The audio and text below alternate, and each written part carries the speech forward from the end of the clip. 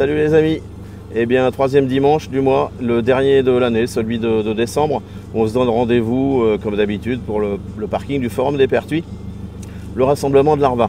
Et puis, petit scoop, gros scoop même pour 2024.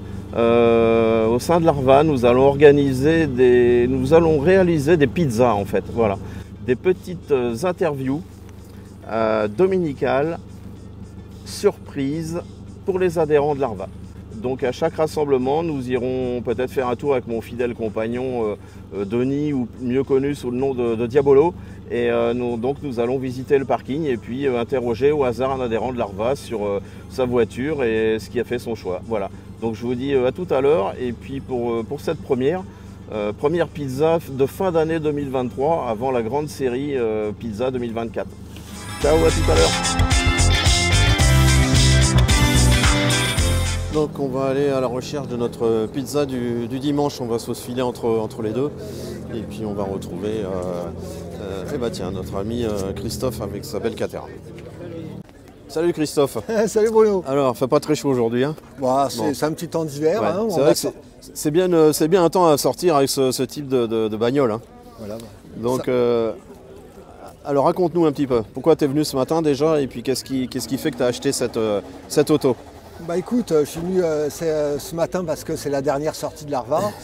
On se fait plaisir, on se retrouve tous ensemble. Et puis cette voiture, une Caterham qui date de, c'est marqué dessus, 2008. Hein.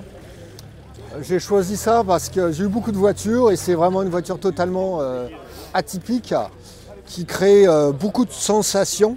On est à 10 cm du sol et c'est une voiture qui est un faible coût en entretien. Donc des sensations, une voiture qui donne le sourire aussi aux gens, hein. C'est pas comme certaines autres voitures où il y a de la jalousie, là c'est look d'ancienne voiture donc qui plaît aux gens. Il y a combien de temps que tu as acheté cette voiture? Ça fait 10 ans.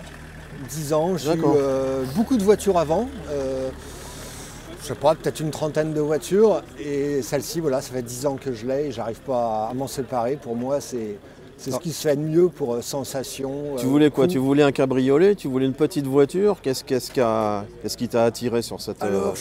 J'ai toujours été un passionné de voiture. Je suis monté dans cette voiture-là, j'avais 18 ans environ, peut-être même pas. Un tour comme ça où les gens... En passager donc. Voilà, c'est ça. Et je me suis toujours dit, j'ai été marqué par cette voiture. Et je me suis toujours dit, un jour, je m'achèterai une Caterham. Voilà, donc mon rêve s'est réalisé. Et j'en suis pas déçu parce que depuis 10 ans, j'arrive pas à me dire, tiens, de temps en temps on se dit, tiens, je vais essayer une autre voiture, je vais m'acheter une autre voiture. Et finalement, non, je reste sur Caterham. Combien de kilomètres en 10 ans alors du coup? C'est quoi, on fait 3000 km par an à peu près, c'est ça? Oui, dans ces eaux-là. L'année dernière, j'ai fait 5000 km en 13 jours. Je suis monté dans le nord de l'Écosse au départ de La Rochelle, dans les Highlands. La route mythique du nord de l'Écosse pour longer pendant 700 km les côtes déchiquetées du nord de l'Écosse en Caterham, une voiture anglaise. Tu as dû croiser pas mal de compères en Caterham sur cette route. Oui, on a croisé une douzaine de Caterham. C'est un road trip aussi sur cette fameuse route mythique. Je vois qu'il y a le petit sticker Scotland sur le pare-brise. Bah ouais, c'est un souvenir. C'est un vrai d'origine acheté sur place alors. Oui, tout à fait. Ouais. On visite un peu l'intérieur de la voiture si tu veux bien. Bah allez, on est parti. Donc une voiture toute en aluminium déjà et en fibre hein, qui fait 540 kg. Ouais. 2 places, bon c'est un modèle large. Hein. Modèle large, on a 10 cm en plus en largeur et 15 cm en plus en longueur, donc elle est un petit peu plus posée, moins adaptée pour faire du circuit. Bon, je fais un petit peu de circuit de temps en temps pour m'amuser, mais pour voyager, c'est quand même, je suis déjà pas bien gros, donc c'est quand même plus appréciable d'avoir un modèle un peu plus large, donc un intérieur en cuir pour la pluie, ça résiste mieux. Donc c'est quand même une voiture, bon on peut pas parler de voiture de luxe, mais intérieur en cuir, pour une voiture qui finalement pèse que 500 kg. Ouais, mais je ne me voyais pas avec du tissu, hein. C'est quand même beaucoup plus salissant. Et puis voilà, ça résiste mieux aux intempéries. Voilà, on est souvent exposé en fait aux embruns, particulièrement sur les routes écossaises. Voilà. Le pare-brise est une option hein, sur ces voitures.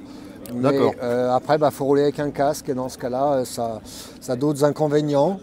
C'est étroit pour monter, bah voilà, hein. On fait la visite, hein. Ouais. On enlève le volant, on s'installe. D'accord. Et puis après c'est reparti.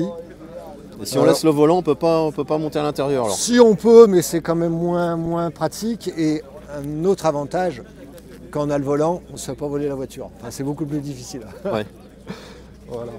Un petit peu de place derrière pour ça mettre, sert d'antivol en même temps. Hein. Exactement. Ouais. Bon, il y a un coupe-circuit dessus, il y a les clés coupe-circuit.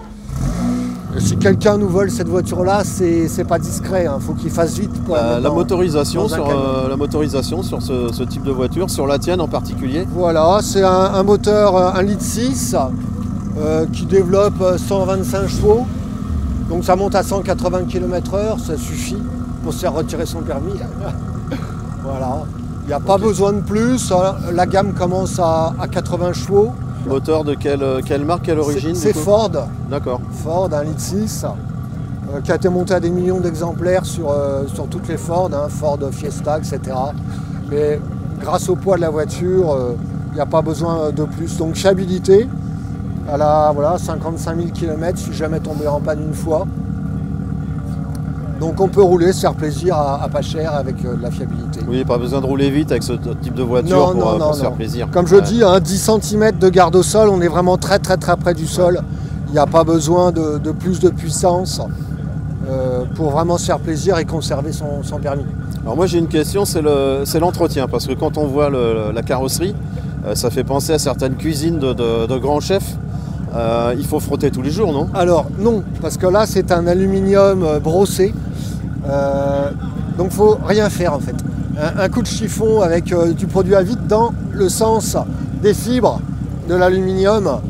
Et non, il n'y a rien à faire. Après, ça c'est de la matière composite.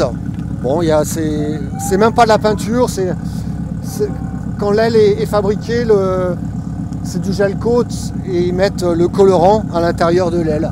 Donc il n'y a pas d'entretien, j'ai pas d'entretien, je fais rien de spécifique.